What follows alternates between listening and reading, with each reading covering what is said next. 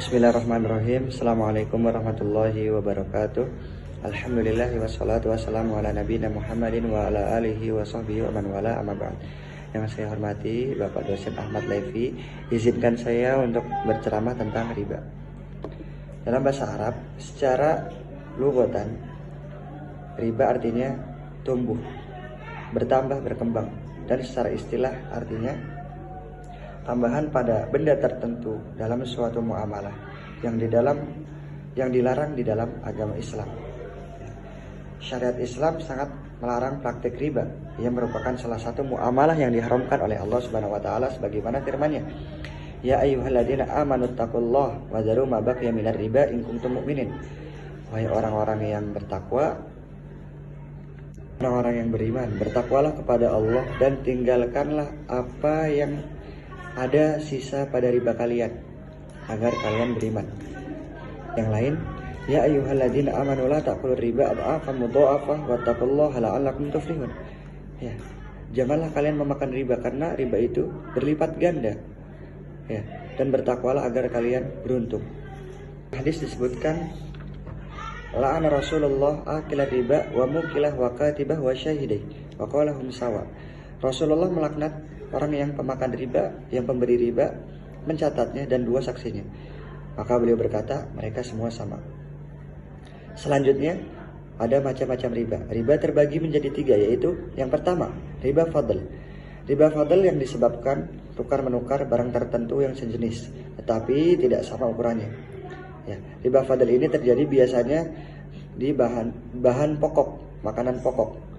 Ya, contohnya di dalam hadis yang disebutkan, emas dengan emas, perak dengan perak, gandum halus dengan gandum halus, gandum kasar dengan gandum kasar, kurma dengan kurma, garam dengan garam. Ya, jual beli keduanya harus sama kadarnya dan dilakukan secara yadan biyadin, secara tunai. Apabila jenisnya berbeda, kamu boleh menjualnya sesuai keinginanmu, asalkan dilakukan secara tunai. Yang dimaksud secara tunai adalah kedua barang diserahkan pada waktu yang sama pada saat ijab qabul. Apabila seseorang melakukan jual beli emas dengan emas, maka harus sama beratnya dan dilakukan secara tunai. Penyerahan barang tidak boleh ditunda-tunda waktunya. Kedua, ada riba nasi'ah, yaitu tambahan yang diambil karena adanya masa tenggang waktu pembayaran.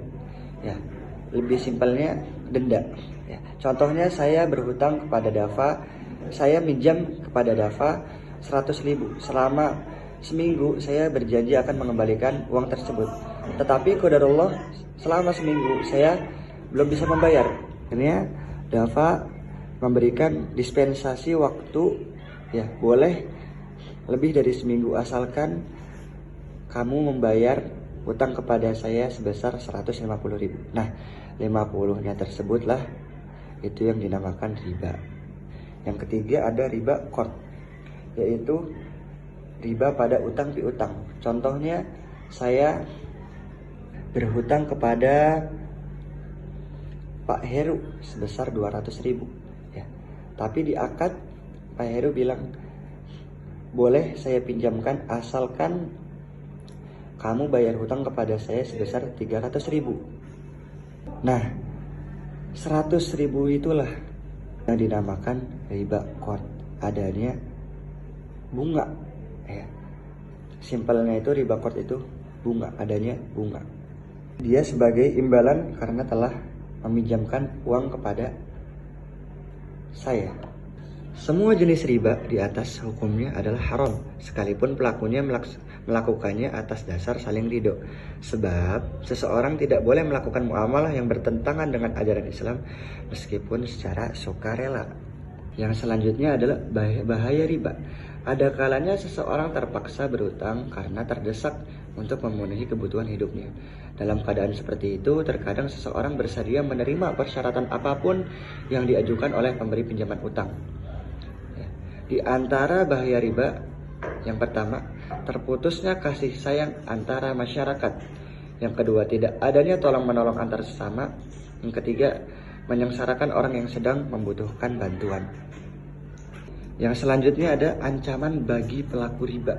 Riba termasuk salah satu dosa besar dan ancamannya paling serius yang disebutkan dalam Al-Quran dan hadis Rasulullah SAW bersabda.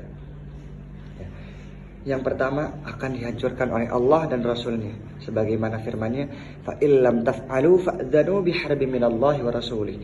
Jika kamu tidak meninggalkan praktik riba, ketahuilah akan terjadi perang dahsyat dari Allah dan Rasulnya. Yang kedua, tidak mendapatkan keberkahan di dalam hidupnya. Sebagaimana firman-Nya, yamhaqullahu riba. Allah akan menghilangkan keberkahannya dari riba tersebut.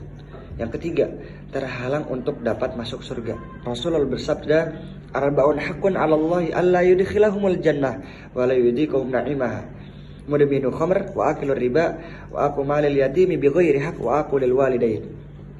Golongan yang tidak akan Allah masukkan ke dalam surga dan tidak akan merasakan kenikmatannya. Yang pertama ada pecandu minuman keras, yang kedua ada pemakan riba, yang ketiga ada orang yang memakan harta anak yatim tanpa haknya, dan yang terakhir adalah orang yang durhaka kepada orang tuanya. Auzubillah, nas'alullah as-salamata wa lakumul afiyah. Yang selanjutnya ada hikmah diharamkannya riba. Ya.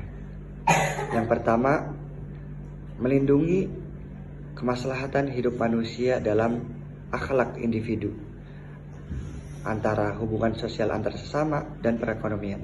Yang kedua, menjaga agar setiap muslim selalu mempunyai sikap suka menolong sesama dan rasa bertanggung jawab.